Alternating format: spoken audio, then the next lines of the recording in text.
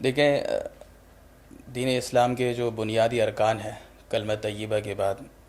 وہ نماز، روزہ، زکوٰۃ اور اس کے بعد حج. اور تو حج کی فرضیت بھی جو ہے وہ سب سے آخر میں ہوئی ہے، اور سن 9 ہجری میں جو ہے وہ حج کی فرضیت ہوئی ہے. اور اس کے اگلے سال جو ہے وہ حضور اکرم صلی اللہ علیہ وسلم نے جو ہے صحابہ کرام کی ایک بڑی جماعت کے ساتھ جو ہے خود حج پہ تشریف لے گئے. اور حج کی فرضیت سے متعلق بنیادی طور پر قرآن کریم کی جو ہے سورہ آل عمران کی آیت ہے، آیت نمبر 97، وَلِلَّهِ عَلَى النَّاسِ حِجُّ الْبَيْتِ مَنِ اسْتَطَاعَ إِلَيْهِ سَبِيلًا. اللہ تعالیٰ فرماتے ہیں کہ جو شخص بیت اللہ تک پہنچنے کی استطاعت رکھتا ہو، قدرت رکھتا ہو، تو اس پر ضروری ہے کہ وہ اللہ کے گھر کا جو ہے وہ حج کرے.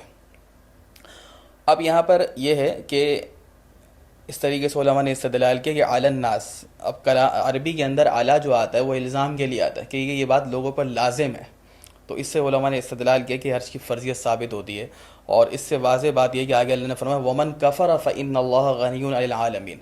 یعنی کہ جو حج جس پر فرض ہے، اب حج کا اگر وہ انکار کرے، کفر کا لفظ استعمال فرمایا،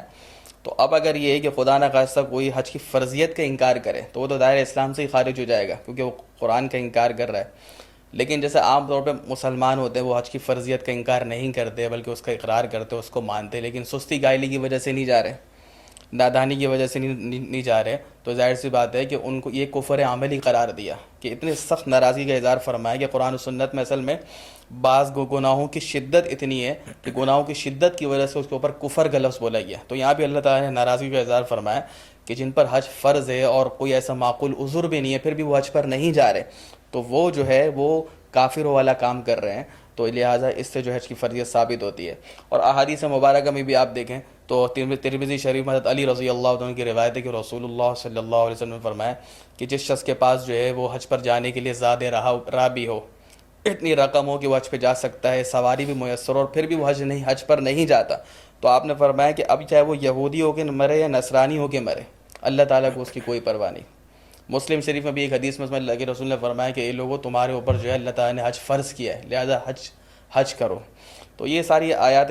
قرآن کریم اور احادیث مبارکہ سے واضح ہوتا ہے کہ حج جو ہے وہ فرض ہے، جس طرح نماز روزہ فرض ہے. اور ایک بنیادی روایت اس بارے میں کہ بنی الاسلام علی خمس، کہ اسلام کی بنیاد 5 چیزوں پر، جیسے میں نے عرض کیا ہے. تو کلمہ شہادت کے اقرار کے بعد وہ 4 جو ہے فرائض ہیں بنیادی طور پر جن کو ارکان اسلام کہا جاتا ہے، اس میں نماز ہے، روزہ ہے، زکوٰۃ اور پھر حج ہے.